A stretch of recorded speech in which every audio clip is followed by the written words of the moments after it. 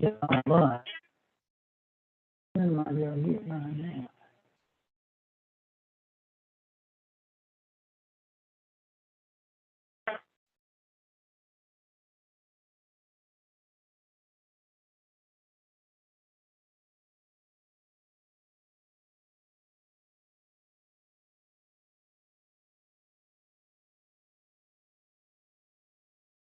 Don't want to do that yet. Go back in here anyway.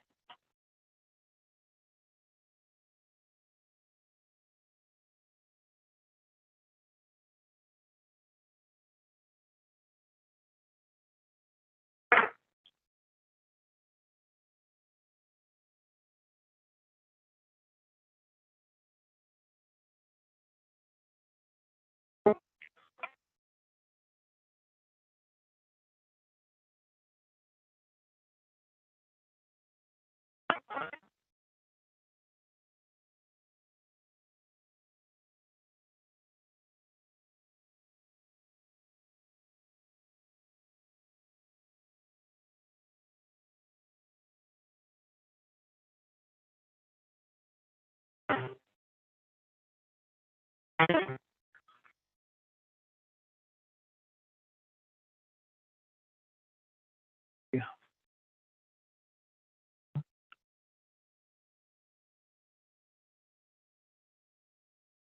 Oh.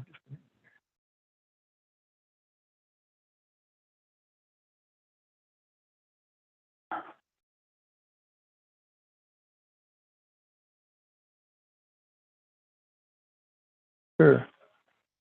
For Kaya. Oh, God, no.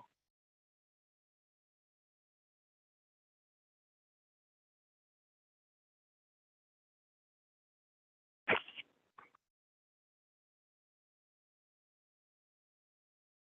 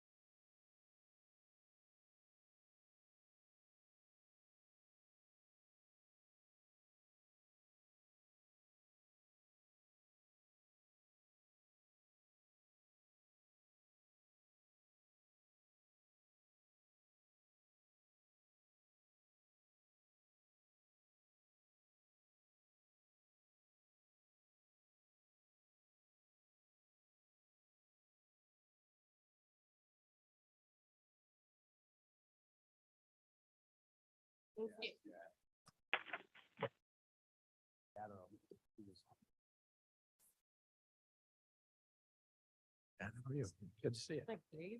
Okay, good morning, everybody. It is 9 a.m. I'd like to call today's Judicial and Public Safety Committee meeting to order. October 12th. My name is Myrna Molina. I'll be chairing today's meeting. May I please have roll call? Gums, Remote. Linder, Linder here. Roth, Roth here. Debbie, Debbie here. Williams, Leonard, Leonard here. Molina. Molina present. Remote attendance, Ms. Gums requested to be remote. Is that okay with everybody? Okay, welcome, Ms. Gums.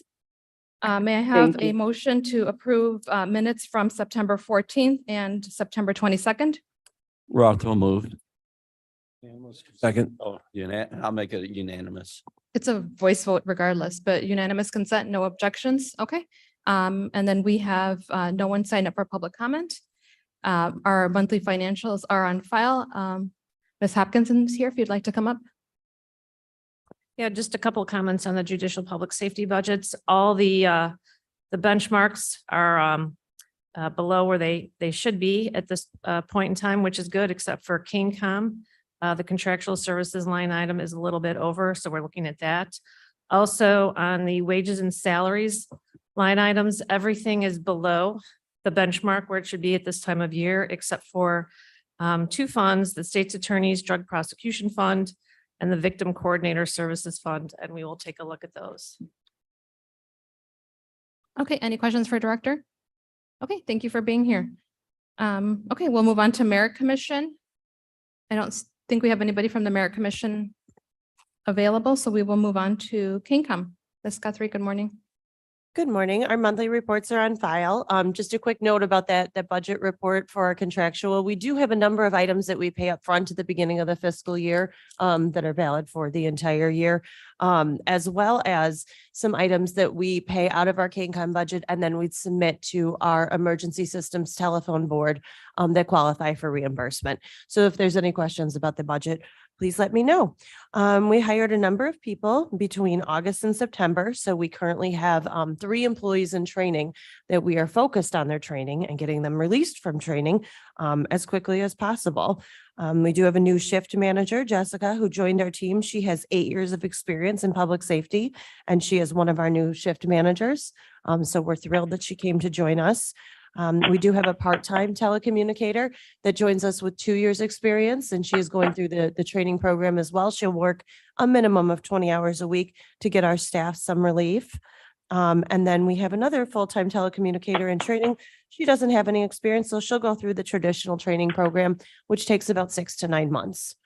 So that's where our focus remains. I am extremely excited that we are in the middle of our construction project in CaneCom, building out our quiet room for our telecommunicators, as well as our office space for our operations manager.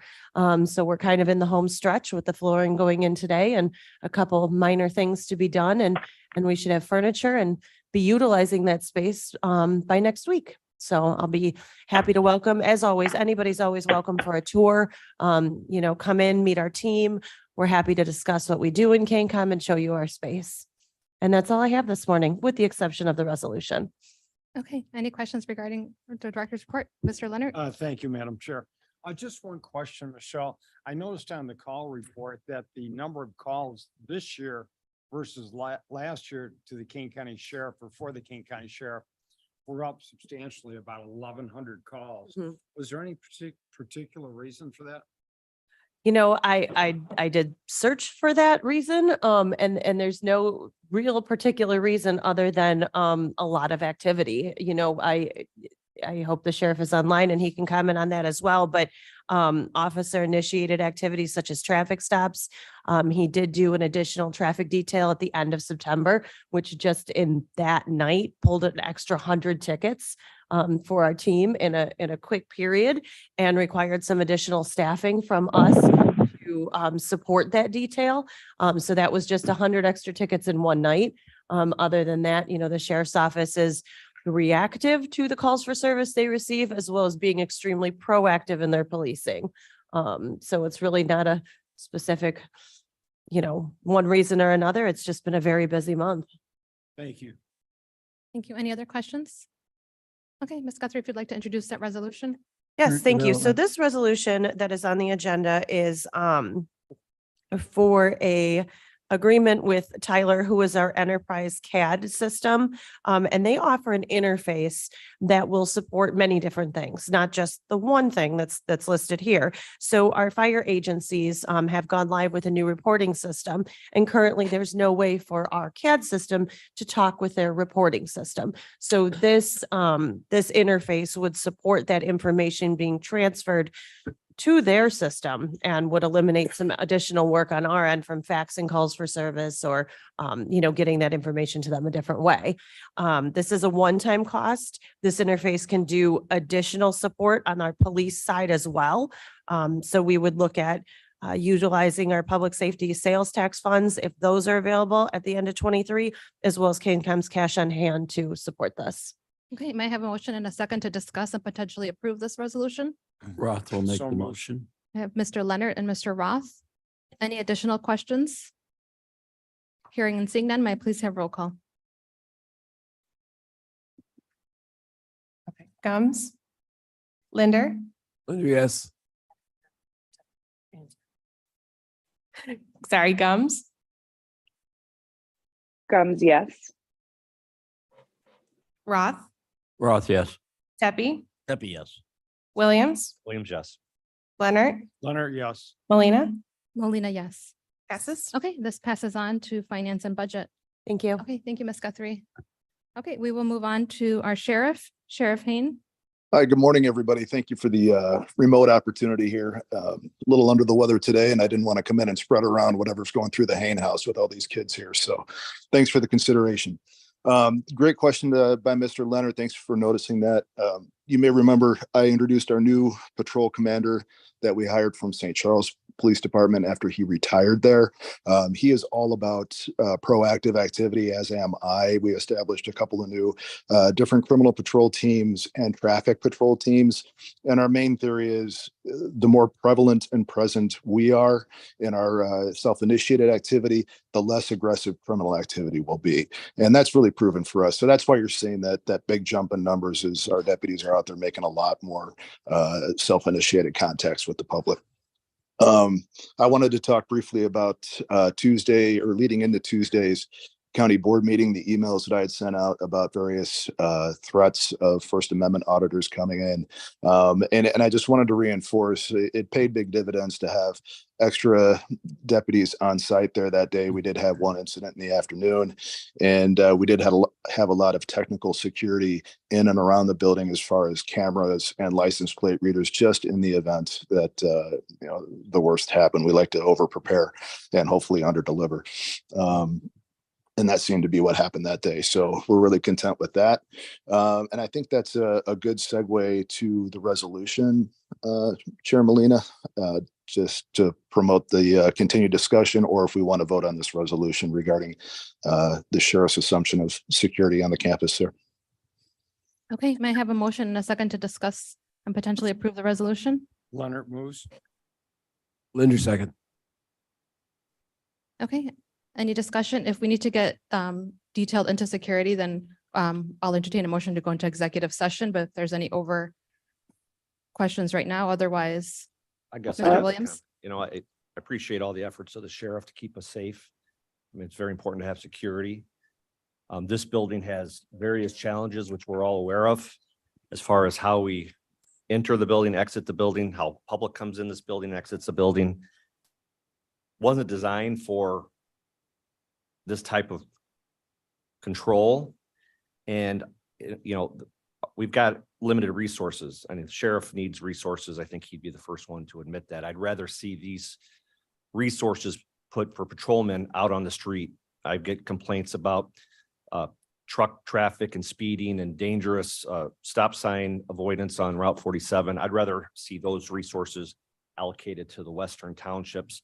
I think if we have specific threats, we can have the sheriff at the ready like we did the other day, but I think our resources are better spent putting officers on the street rather than on our meetings. Mr. Leonard? Thank you, Madam Chair. Sheriff, this is Bill Leonard. I have a question. I was just wondering, Mr. Williams' point, I think, is well taken. However, on the appropriation amount, it had to be determined. And I was wondering if this amount is substantial, or you have any idea what it might run, so that we can compare that to possibly adding another deputy or two. I'm sorry, I might have lost you there. Okay, Sheriff, I was Just adding asking, another, I lost you on adding another deputy. yeah, I was just wondering what the cost would be. I know the cost to add a deputy would be with benefits and everything else in excess of 100,000. I was just wondering, with the security protocol, any idea on what the cost would be to the county on that? Yeah, so like I try to do with everything, we plan to absorb all the expense of this with our existing budget. And we also plan to assign court security officers to Building A for this purpose instead of sheriff's deputies. So they make roughly 50,000 a year as opposed to a sheriff's deputy that averages 85 to 100,000 a year. So there is that expense there, and we would use existing staff that we would rotate in and out of the building for an 8-hour period. The only additional expense would be the magnetometer that we want to add. that we would use for screening the public as they come through that main entrance there down the ramp.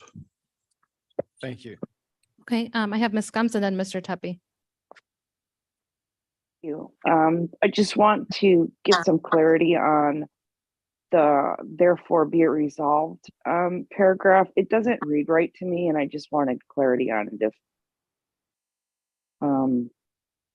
if the sheriff can explain that a little better. Is there any, can you point to, Which Well, Ernest? just the sentence doesn't flow. That says, therefore be it resolved that the King County Board, that the chairman hereby authorizes the King County Board. It just doesn't read right to me.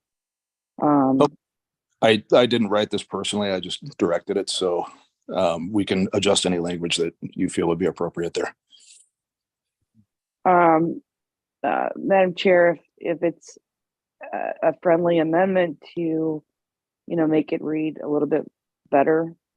Yeah, it that looks the like it King was County- just a Scribner's error. Yeah, correct. with that Yeah, that's extra- all I'm saying about that. Okay. Okay, and then Mr. Tuppy, did you have any questions?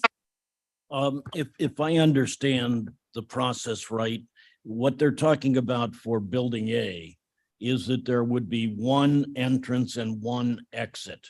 All of the Madam other. Chair, Madam Chair, Ms. Gums? I believe if we're going to get into the details, this open session would not be appropriate for that. Okay, are you requesting to go into executive session to discuss security? Yes.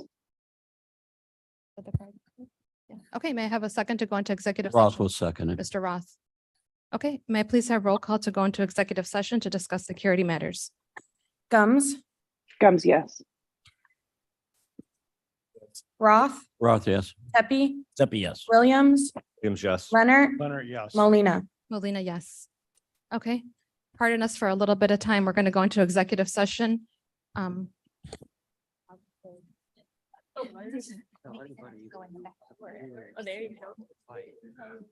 All right, everybody online that will be joining us in the closed session, please accept the invite. Mr. Hain, Sheriff Hain, I included you on that list. Please accept them even if you are in the room, accept those invites. We just stayed. Yeah. We just want to listen who's there. Yes, you look all Is there anything that we need to leave? Tell us.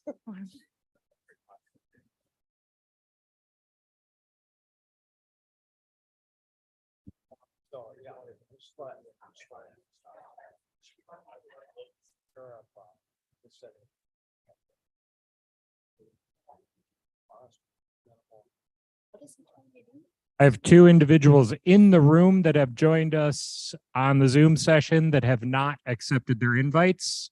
If you are in the room, please accept your Zoom invite. We are waiting for you.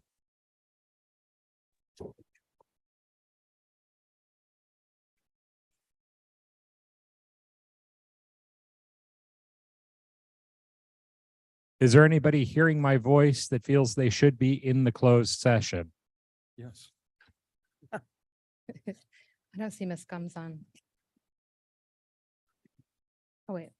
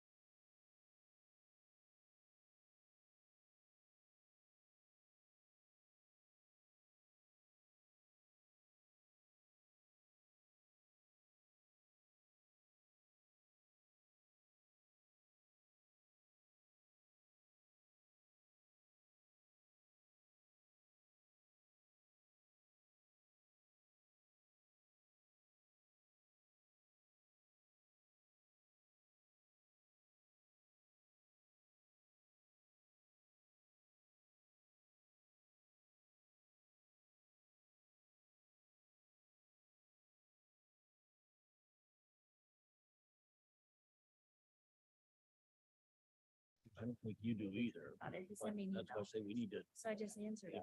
we voted down and it looks like. Okay, if I. You don't want to vote it So- down. You could just send it. Let's send it back to the committee to come up instructions with- to Revise the plan. A phase. Yeah. Too. I mean, it's just a matter. All right, you are in open session. I don't know if there is an in between. Okay.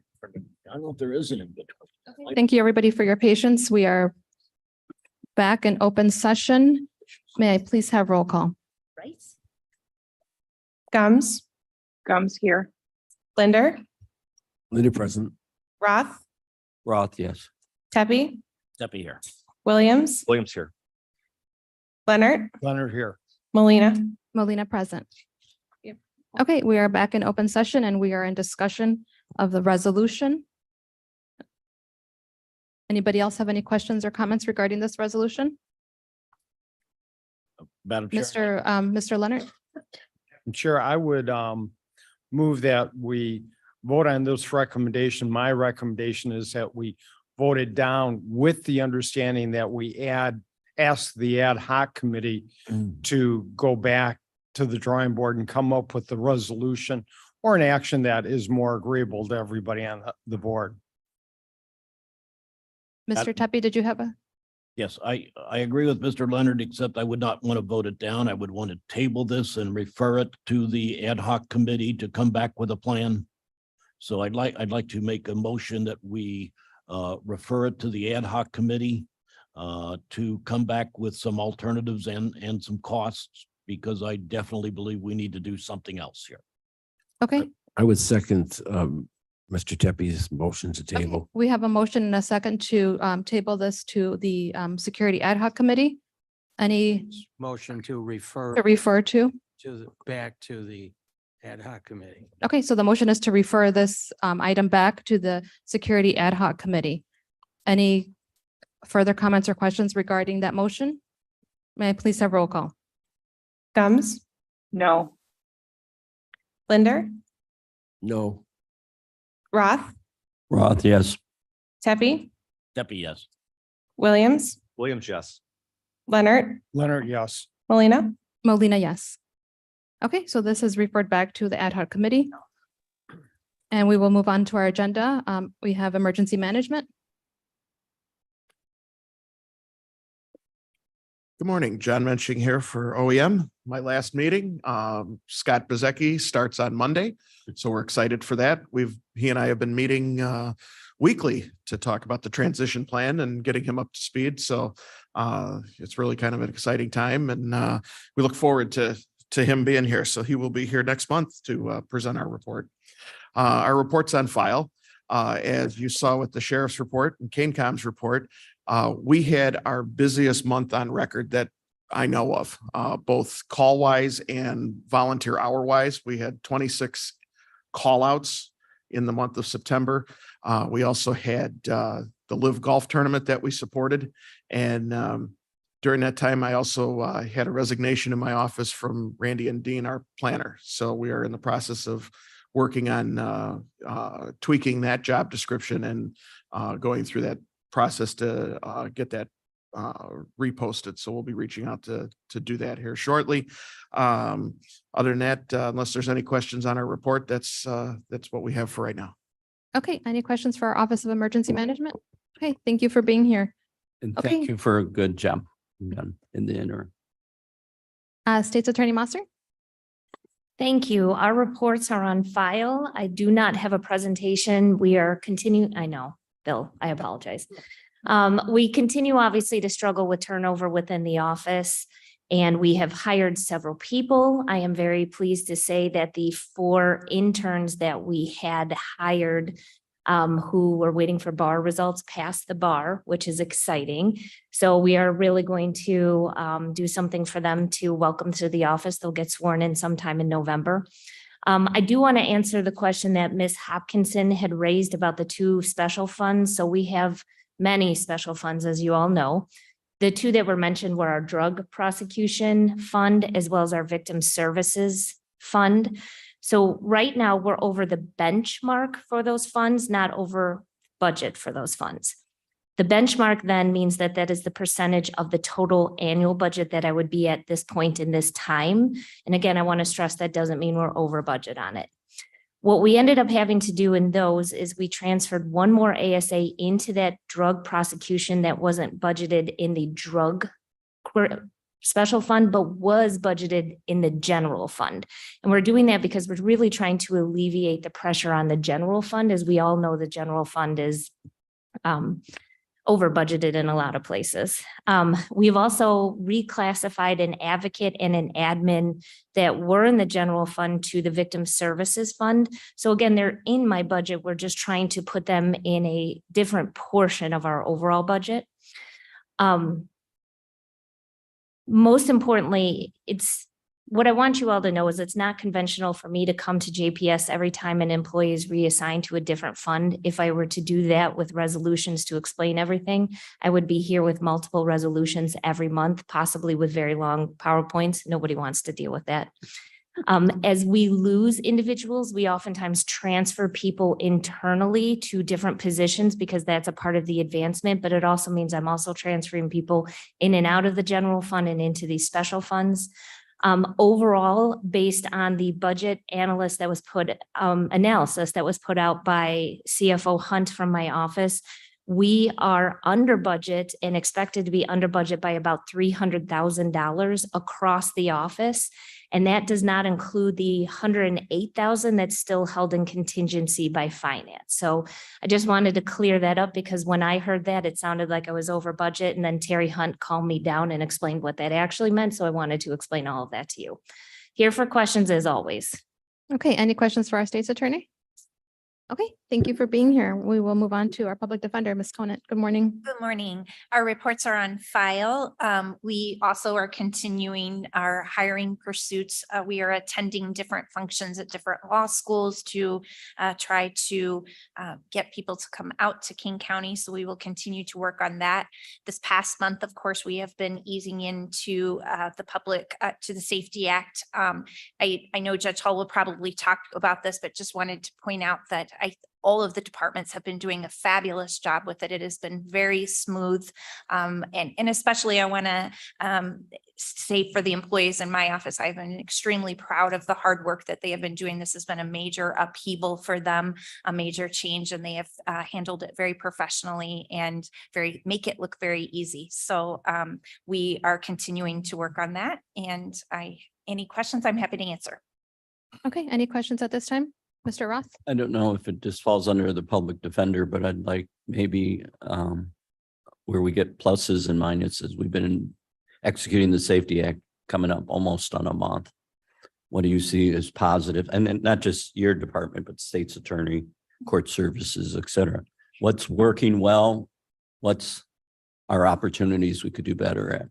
So I think all of the work that we did beforehand was a major plus. Our schedule that we have worked out with all of the departments has been working very well. If you recall, our office is down there from 8 to 10 every morning, talking to individuals that are brought in so that we are ready to go at 10 o'clock to start the hearings. And that has been working very well. The agencies are getting the people there on time. That allows us to talk to them and be ready to go at 10 o'clock. So I think all of the work that we did ahead of time has really put us way ahead of the game. And I think just as always, what we talk about is the cooperativeness among the departments. I think all departments have really wanted this to work, and just that, going together to make it work has been really terrific. Negatives, I think and this isn't really a negative, but testing the statute, of course, different departments read the statute differently. Judges read it one way, state reads it another way, we read it another way. So that testing of the statute, which on different issues, which we have been doing every day, and we'll just be waiting for the appellate court to make some decisions. Okay. One quick follow-up. Effect on the budget. Is it a positive, neutral, or a negative? Is it affecting us? I can talk. Okay, and that's fine. When we get that, that's fine. Thank you. So to answer from the state's attorney's perspective, I have to say that again, our work, as Ms. Conan said, I think put us in the greatest possible position. My first assistant, Christine Bear, has been the one spearheading this from my office. So she's been going downstairs. She's been doing all of the work on this. And I think because of the great people, including Christine, it's gone over fantastic. The biggest problem is the language. The language is still unclear and it has been misapplied throughout the entire state of Illinois. There are differences of opinions from one judge in a courthouse to the judge who's right next door because of interpretation. And that isn't a judge's fault. That isn't a prosecutor's fault. That isn't a defense attorney's fault. It is because the language was unclear. And so we're working as an association to fix a lot of that, but it's been the most frustrating because I probably get upwards of 20 to 50 emails a day, just answering questions on interpretation issues. And that has been frustrating. It's also been frustrating to hear my colleague in another county, they're applying it this way and we're applying it a different way, to know that somebody's being treated differently in another county. I think also it's a very negative thing on our budget. Okay, thank you. Okay, so we will move on to our judiciary, Chief Judge. Yeah, before talking about the Safety Act, a couple things to report. One is we had, between the last meeting and this meeting, we had an election. We have a new chief judge. That chief judge is Rob Villa. So Rob we're excited to have him. He's going to be a great chief judge. My last day is December 1st as chief judge. And then Judge Villa will start on December 4th. So he's been working hard in transition. I know many of you know him. If you don't, you will get to know him and he will do a fantastic job. So we're excited about that. Next, we have a new judge that just started this last Tuesday, Judge Larry Lobb. He's assigned to the child support call. He's going to be a fantastic addition. He takes the spot. Again, Justice Hudson passed away. Judge DiGiovanni was elevated to take his spot. So that opened up a new spot. And so that was Judge Lobb. So again, a fantastic judge, and we're looking forward to having him. On the Safety Act, I just want to spend a little bit of time just kind of giving you an update as to where we were at. I'd echo what's already been said. So first of all, again, I want to just reemphasize, when we think about this, the Safety Act was the biggest legislative change to the criminal justice code since it was enacted in 1963. So when you have something that's that massive, there are going to be issues that are going to come up. But what we did and what you've heard us talk about for the last year and a half, it's been really, really great to see the way that we've transitioned from September 18th to today. It's running as we had hoped it would run operationally. What we agreed to do is to let the first quarter kind of run through, Mr. Roth. So we don't want to make any changes, I think, too quickly. So the idea was to go from September 18th to December 31st. We're still having meetings to talk about little issues. But at that point in time, I think we all agree that we'll have enough body of work to decide, do we like where we're at? Do we need to change hours? What are the issues?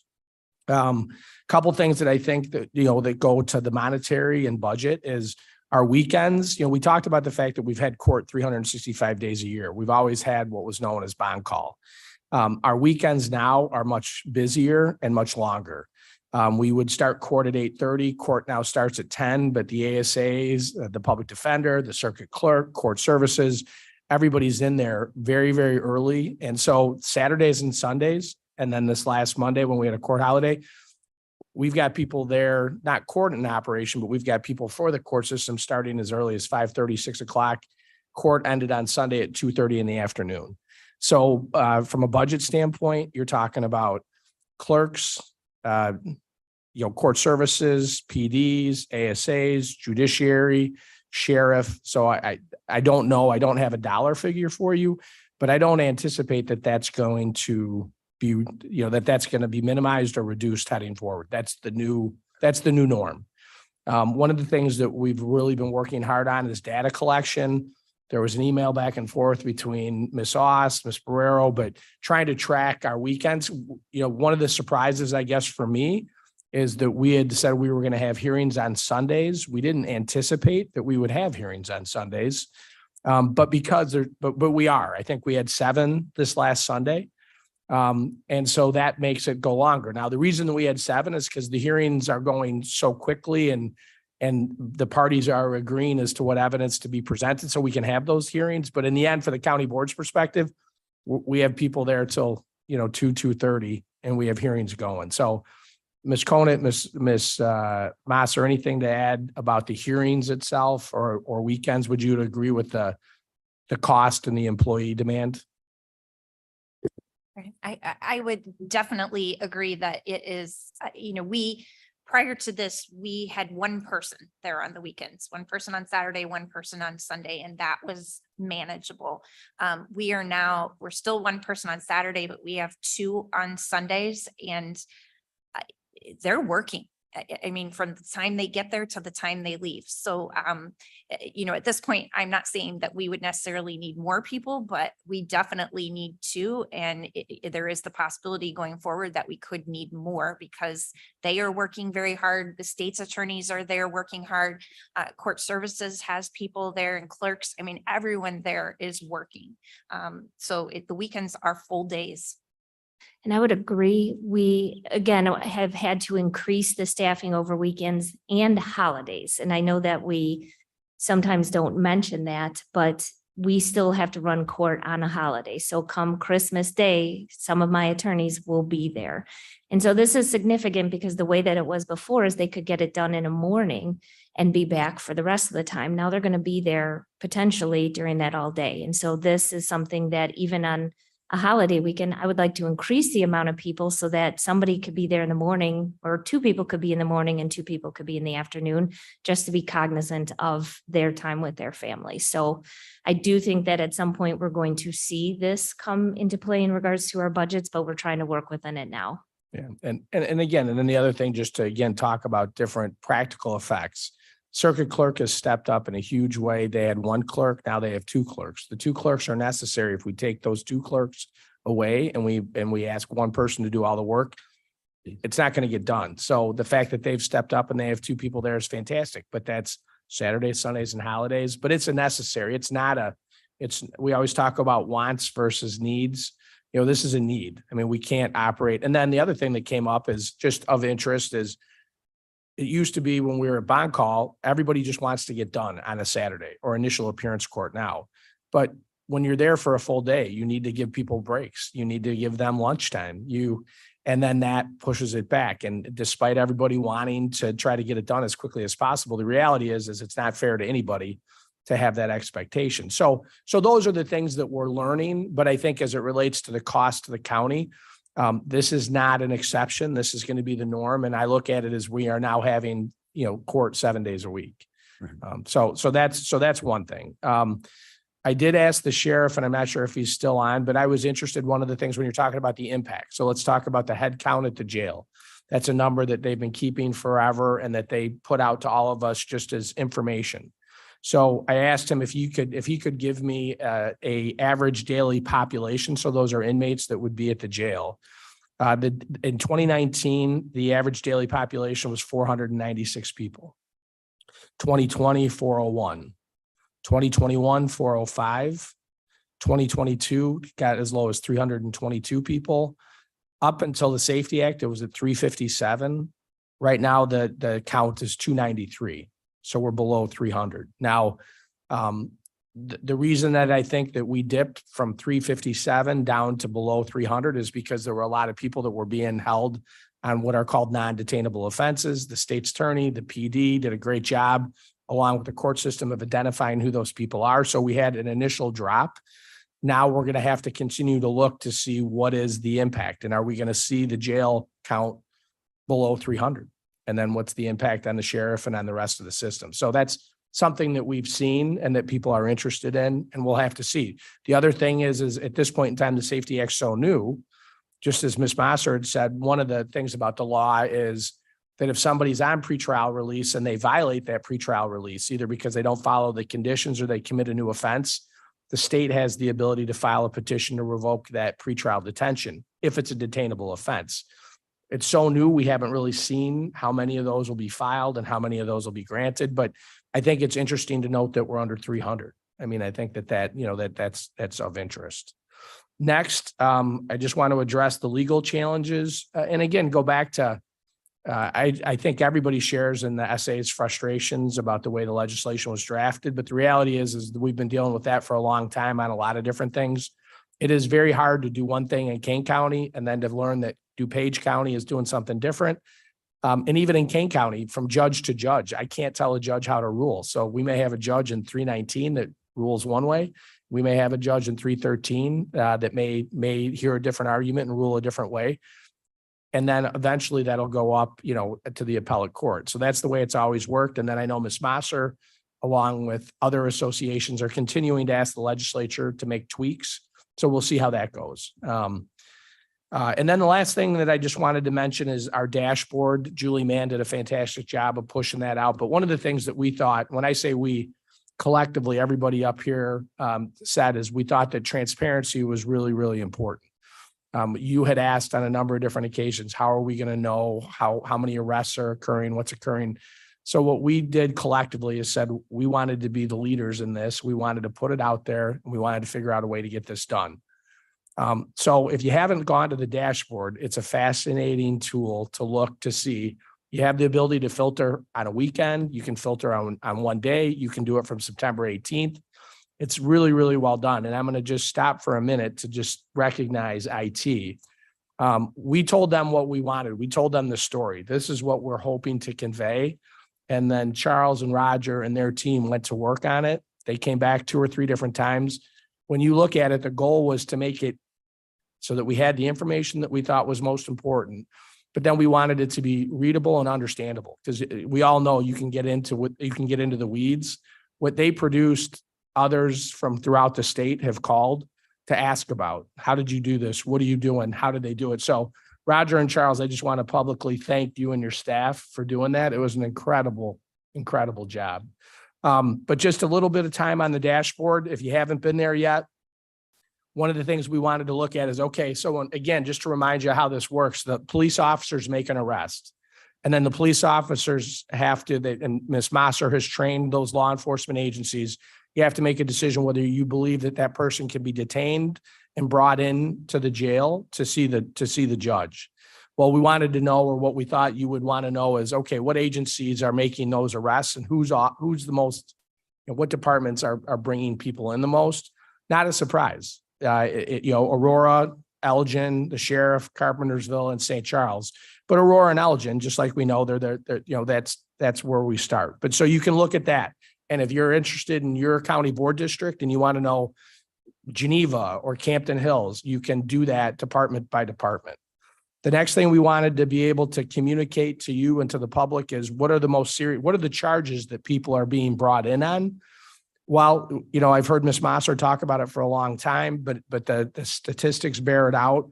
The top 5 offenses that people are being brought in and appearing in front of the judge on: domestic battery is the lion's share, aggravated domestic battery, violations of orders of protection. So we have those IDVA cases. But again, you can look at every type and go ahead and filter it by that.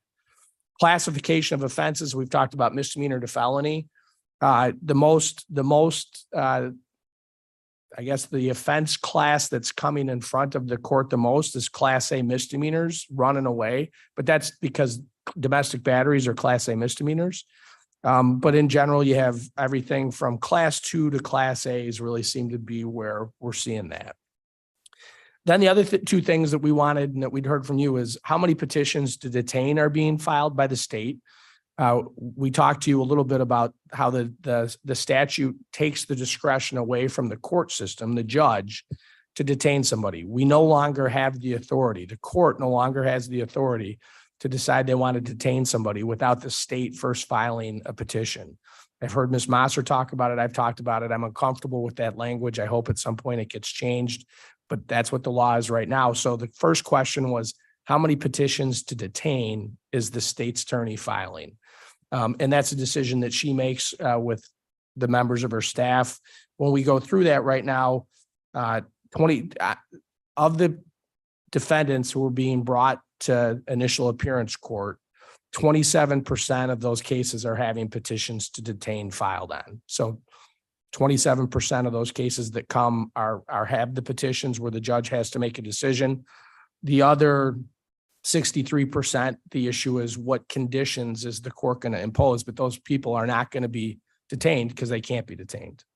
And then when we look at the other thing we wanted to know is, okay, of those petitions, how many times is the court system detaining those? Again, it depends on the case. It depends on the facts, but when petitions are filed, the court's been granting 31% of those petitions.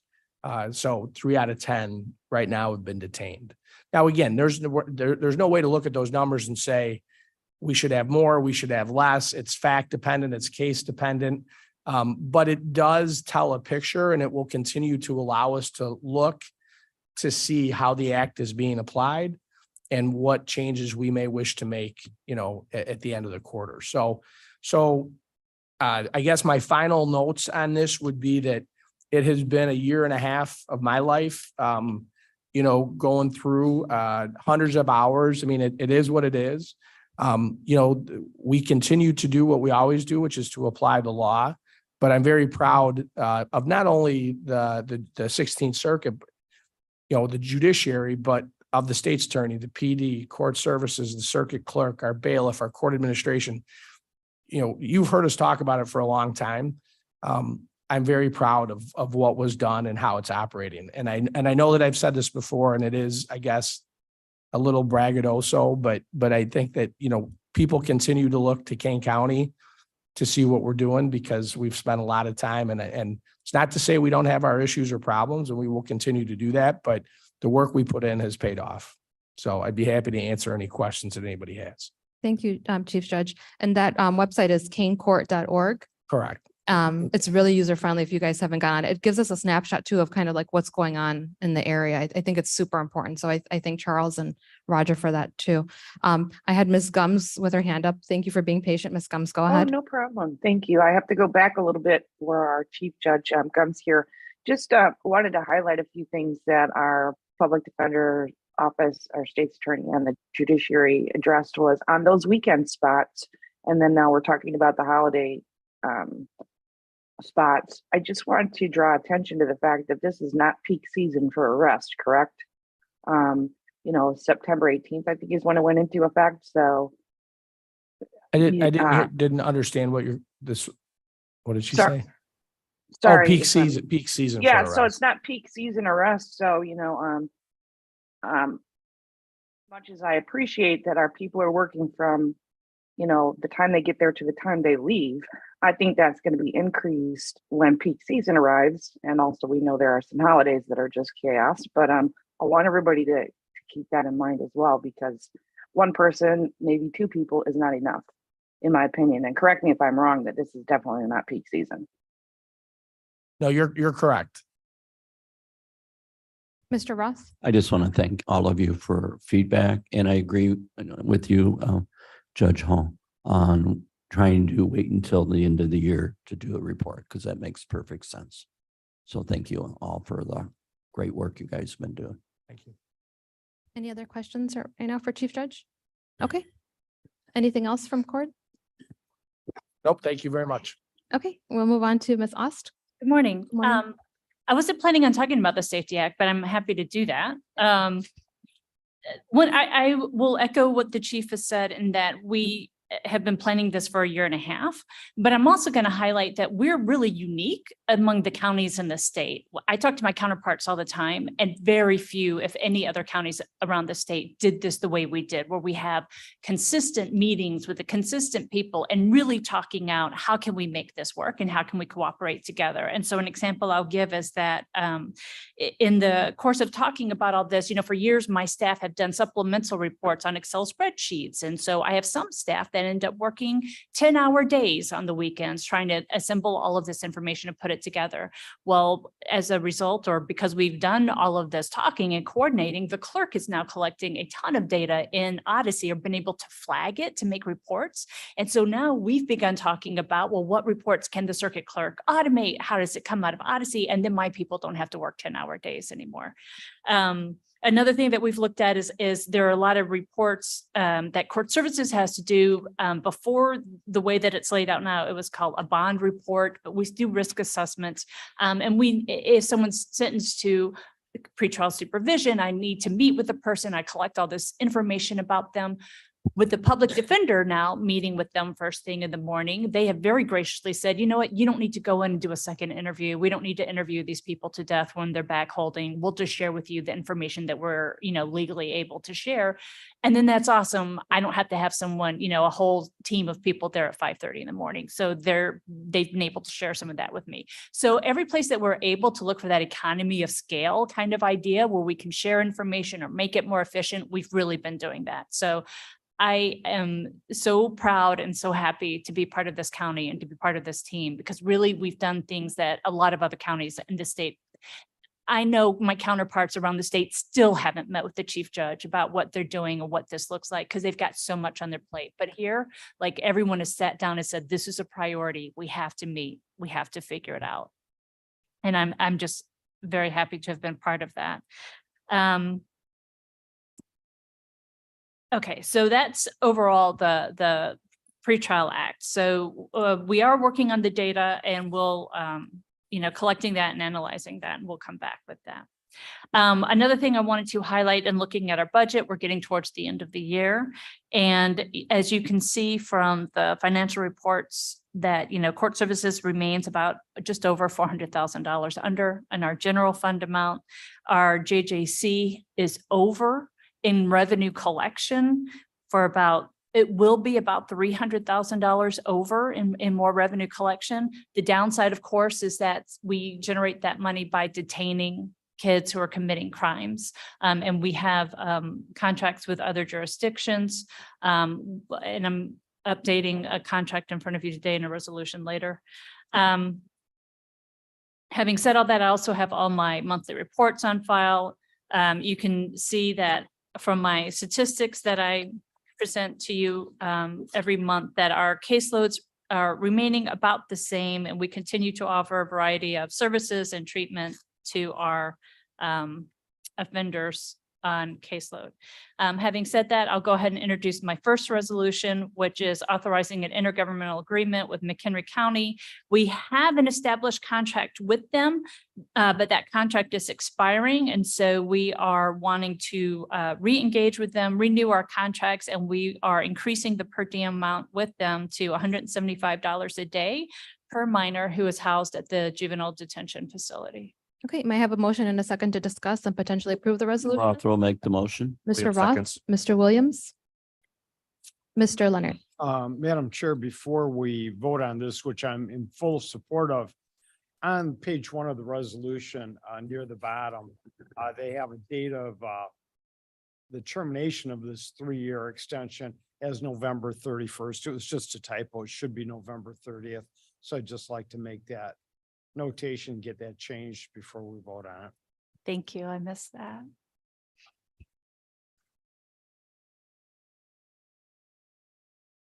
Okay, everybody understood? Any other comments or questions? Okay, may I please have roll call? Gums, Gums, yes. Linder, Linder, yes. Roth, Roth, yes. Tepe, Tepe, yes. Williams, Williams, yes. Leonard, Leonard, yes. Melina. Yes. Passes. Okay, this passes on to finance. Ms. Haas, go ahead. Your second one? So my next resolution listed, I'm actually going to pull, but I want to explain why. I'm not sure yet how to proceed with this. And I want to say in full transparency, I've been following the county meetings and the new finance director and some of the new policies that have been put forth. And I want to go on the record that I'm in agreement with the vast majority of what I'm hearing. And it kind of pains me to pull this resolution because I am in agreement with the vast majority. However, court services has always traditionally taken the payments for offender services out of a special fund, not out of the general fund. And so when I entered this resolution onto the agenda last week, we had asked to have a special fund created that would have this budget for the new DUI court. an important piece of all specialty courts, we call them treatment courts, is that component of treatment for individual clients or defendants. I have concerns because I've never taken treatment dollars out of the general fund before. Although it may be legally allowed, this would be a new precedent of taking and paying for treatment with taxpayer dollars or something that is commingled in the general fund as opposed to a special fund, which is segregated and tracked from year to year. I have had some discussions with some people, and I am getting different opinions about what that could look like, what the implications are, whatever. I'm just not in a position with such a short notice of that to be able to say that I'm able to endorse or to affirm that that is the way to go. And so I'm pulling it rather than amending it because I need to consult with people to figure out if that's what we want to do. Okay, so you want to go ahead and introduce your third one? The next resolution is authorizing a contract agreement with One Hope United for multi-systemic therapy services. We have had this contract with One Hope United providing MST services. These are psychologists who are assigned 3 or 4 families each, and they work very intensively with these families of juvenile delinquents, providing parenting therapy essentially, and some therapy to the kid, trying to resolve whatever delinquency issues may be there that are contributing to the delinquency of the minor or to the parents' need to be able to learn new strategies to cope with this minor and in order to try to decrease recidivism and rates of reoffending. And so I'm looking for your approval to Okay. continue that contract. May I have a motion and a second to discuss and potentially approve? Leonard moves. Mr. Leonard moves. Roth will second. Mr. Roth seconds. Okay, any discussion? Hearing and seeing none, may I please have roll call? Gums, Yes. Linder, Linder, yes. Roth, Roth, yes. Tepe, Deputy, yes. Williams, Williams, yes. Leonard, Leonard, yes. Molina. Molina, yes. Passes. Okay, and this passes on to finance and budget. Madam Chair, point of order. Mr. Tubby? On the earlier resolution listed as item D, can that be pulled or do we have to table that? No, it wasn't brought up for discussion or there was no motion on it, so there's no action needed. Okay. That's all that I have. There are no other questions. Okay. Okay, we will move on to our circuit clerk. Good morning, everyone. First of all, I'd like to go over our totals that are my reports in your packet. And as you see, for the collections for August, we collected $69,637 on 789 cases. Now, that should have been, if we wanted to collect the whole thing, would have been $883,000. So it's kind of discouraging, but revenue has been down. I've been talking about it month after month. It's still down about half. So just so you're aware of that. I know there's a lot of budget talk, so that's the reality, unfortunately. As far as bond goes, or we don't have a name for it yet, I don't think. We're Call it initial appearance. initial appearance court, AIC. Or IAC, IAC. Okay, I got to get used to that. So the IAC, we had normally, just like everybody said, this microphone is, do I seem really loud? This mic, I feel like it's, we normally have one person in the courtroom, one deputy in the courtroom. And just as everybody else has said here, we've all doubled staff just to man that courtroom. And actually, we've been, since September 18th, we've had 3 clerks in the courtroom. One is a supervisor, and the other 2 are there to, do deputy clerk work. They are very busy. And as the chief judge mentioned that they're there till 2:30. But you also have to realize my clerks sometimes have to stay an hour to 2 hours after everybody leaves to finish up what is on their plate from that day. It is helping with 2 clerks there. Then they both can work on it and get out of there a little faster. It also helps because there's so many different things going on now in that bond call room. I think it's been great assistance with PD, state's attorney, everyone there. We kind of all work together as a team with the judge, because there are times when I've seen a judge is even confused. So this has been, I've been going into it and watching it and observing and what we will need going forward and what is actually happening in there.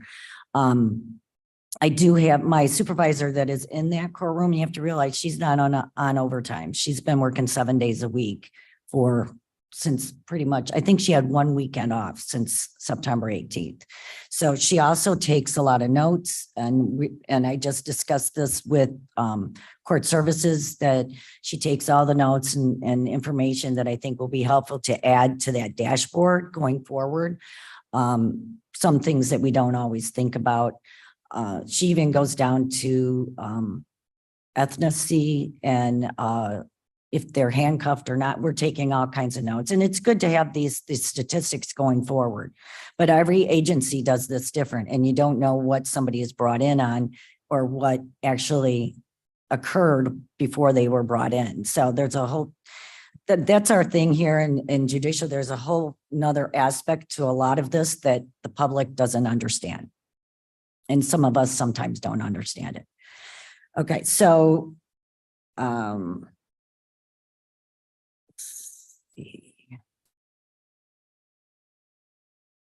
there's a bill that was passed.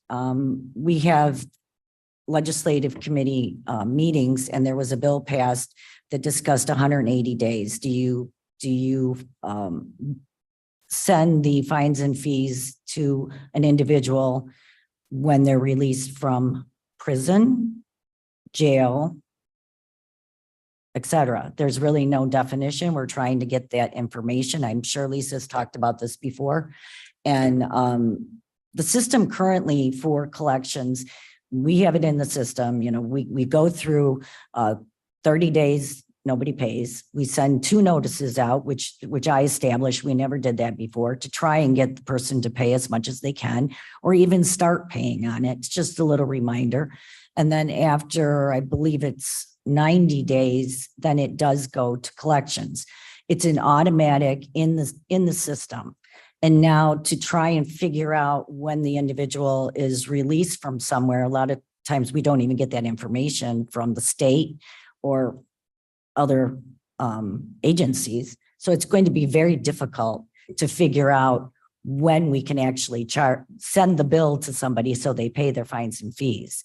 I understand the thought process behind this, but we've reached out to legislators and we are not getting any answers. So we're as confused with this as everybody. And the minute we send a bill to somebody and they are still in prison or in jail or on parole, where's the line here? We will be sued on this. So that's something you have to think about, and we really need some definition going forward on what we can do as far as to bill these people. So I know collections is a huge thing here, and I've been talking about it since way before I got in, but now it's going to kind of stagnate that until the state actually comes back with a definition of what day this means, when this means, and what prison. I'm being kind of a stickler. I'm going by the Webster Dictionary on what prison is or incarcerated. So that's how I feel we should go forward. But the problem is we don't get that information. Well, can I add? Yeah. So as part of our legislative committee, it was a piece of legislation passed that is in furtherance of the rehabilitation of the offenders to allow them 180 days before they can be assessed fees and fines or have to be ordered to pay fees and fines. They have 180 days after they're released from a penal institution before we can go we can ask them for the money. So a lot of people are sentenced to DOC. DOC gets about 14,000 people sentenced to DOC for some term every single year. And as part of that sentence, the state's attorney is allowed to ask for them to pay certain fees and fines and costs as a measure of that. When the clerk is, when they ask or send notice to the defendant that they owe this money, the statute now says we have to wait until 180 days after they're released from DOC or from any penal institution. And that's the hangup, because sometimes they earn good time. And so they may be released early. Sometimes they pick up a new offense while they're in DOC. And so they may be detained longer. And of course, the clerk doesn't have the staff to be able to track each and every single person who's sentenced to the Department of Corrections and when their expected parole date is. And so we've reached out as part of our legislative committee that we've just formed internally, just in the justice system, to figure out how we're going to implement new laws. And we've reached out to people at the state level to say, well, how are you going to help us figure this out? And again, I'll make reference earlier, we're the only county that I'm aware of that has done this. And this largely came out of the strategic plan that the chief judge initiated a couple of years ago, where we identified collectively that implementing these laws and varying interpretations is a problem. And so this is one of the first hurdles that we've experienced. And unfortunately, I think this is, again, going to be something where every county is implementing it differently. And we're going to have to wait to see if a lawsuit is brought or some particular case comes forward that a judge has to rule on. Because of course, we're constrained being under the judiciary. I can't just go to the administrative office or to a Supreme Court person and say, give me your interpretation. They can't do that until a case is in front of them, right? They can't opine on something if there's no case in front of them, because it may come in front of them later. And so that leaves each county in the predicament that we have to interpret it for ourselves. Which means less money than you already have, less money of. Okay. And just to clarify, these are fees and fines that were put forth by the judge when they sentenced the Correct. person. So Correct. when they were sentenced, they were aware of the fines and fees that were imposed by the county. Yes. But now we have to wait 180 days until they leave where they were Correct. held to start charging them. To start charging them. But we don't know where they're going to live in 180 days. Correct.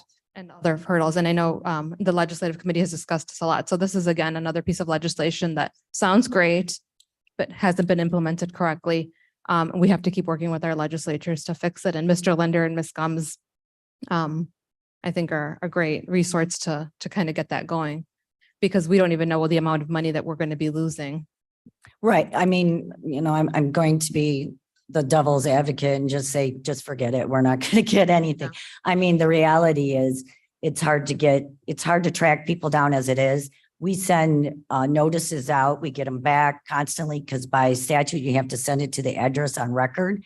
We can't just, look somebody up or sit on whitepages.com and try to find somebody. So it's going to be a huge hurdle, and we don't even know where to begin because we can't get the proper information on where to begin and what their intent was with this. It is, I understand it, but logistically, it's just a mess.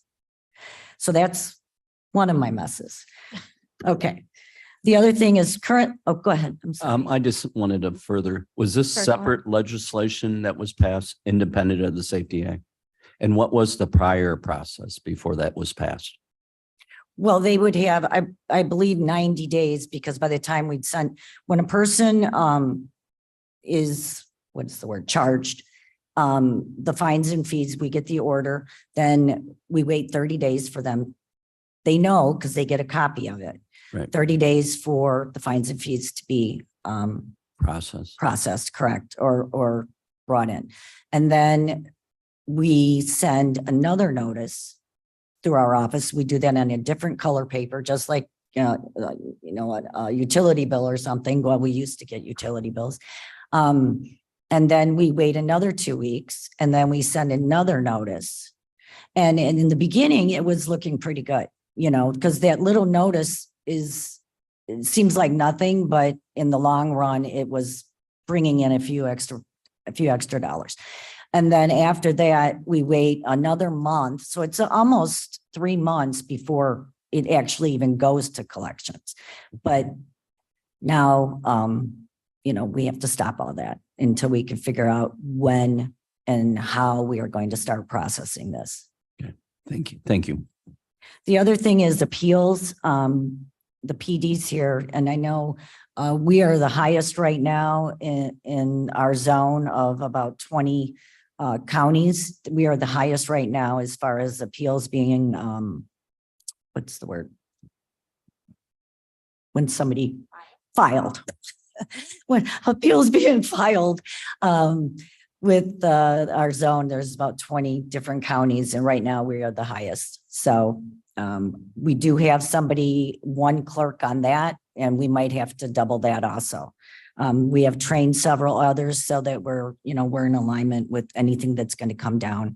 Currently, we are up to 96 employees. It's the highest we've ever been since I have been circuit clerk. So I am ecstatic. We filled all the courtrooms. We have enough clerks now for all the courtrooms. Now we have to finish working on the Safety Act clerks. And actually there are IT people and records, et cetera. So we have not hired our Safety Act, all of our Safety Act employees. We're waiting to see how the budget goes, and we're trying to see how much we can actually do. But, you've heard it from every office here. It's looking like we probably will need a few more. I'd also like to bring up, I would definitely say we will need the ones that we had already been budgeted for last year. We did not ask for more going forward. We just still need to fill the previous ones. I would also ask that we look at or keep in mind that we have a labor contract that will expire on December 1st. So we have just started to make some arrangements to go into talks on that, but it goes up on, the contract expires on November 30th. So keep that in mind. And then I just wanted to go over a couple of numbers in our statistical report. If you go through the report for the year so far, in total criminal cases filed, we have 27,860. In total cases filed for civil, it's 8,900. So that brings the total, and then this also includes juvenile cases and probate cases, family cases, et cetera. Total cases filed to date is 40,585. So that is about little over 5,400 from last year. So the clerks are very busy. And now Aurora is going with a different ticket, their ticket information. Everybody has different ways of processing their tickets, every agency. Now we're up to 3. So everybody's kind of making changes going forward, and the clerk's office has to constantly reevaluate and figure out how to incorporate all those changes into our Tyler system. And that's all I have. Okay, any questions for our circuit clerk? Madam Chair Gums. Ms. Gums, go ahead. Thank you. I just want to thank everybody for that legislative input. It's noted. I just wanted to clarify that, thank you to our chief judge. When it comes to the legislative committee on our side and the legislative priorities, the judiciary has to be a little bit separate, and that's all done through the Supreme Court and like the one voice thing. So, but I have written down some things, and Teresa, if you could circle back with me, I'd appreciate it. Sure. Okay. Hearing and seeing no other questions, we will move on to our coroner. Good morning. Good morning. Good morning. Report is on file. I really don't have anything else. Okay, any questions or comments for our coroner? Okay, thank you for being here. Okay, any old business the committee would like to discuss? Okay, may I have a motion to place reports on file? Roth will make an unanimous a motion to unanimously accept the reports, put the reports on file. Okay, any opposition? Okay, reports have been placed on file. No other need for executive session. I have no public comment listed, so may I please have a motion to adjourn? Move to adjourn. Roth will Okay, second. Mr. Williams and Mr. Roth, all those in favor? Aye. Aye. Those opposed?